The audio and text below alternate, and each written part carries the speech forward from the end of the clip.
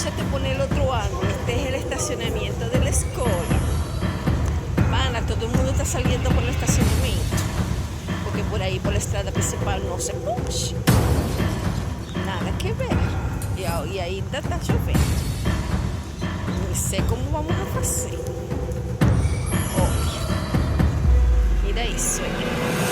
Mira isso para lá. Mira isso para lá, olha. Por aí é que nós venimos caminando. Mira tudo isso.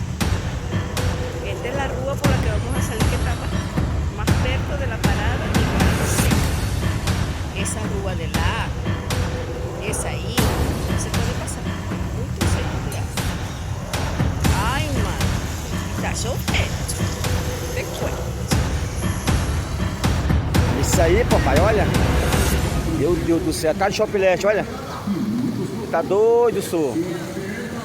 A senhora vai comprar um guarda-chuva normalmente. A senhora prefere qual modelo? Eu não prefiro nenhum, porque é um capa. Você prefere capa? Eu prefiro capa. Você não gosta de guarda-chuva? Combinar o look? Tu leva, ganha todinho, os ferros saem, né? Mas de preferência eu prefiro a capa.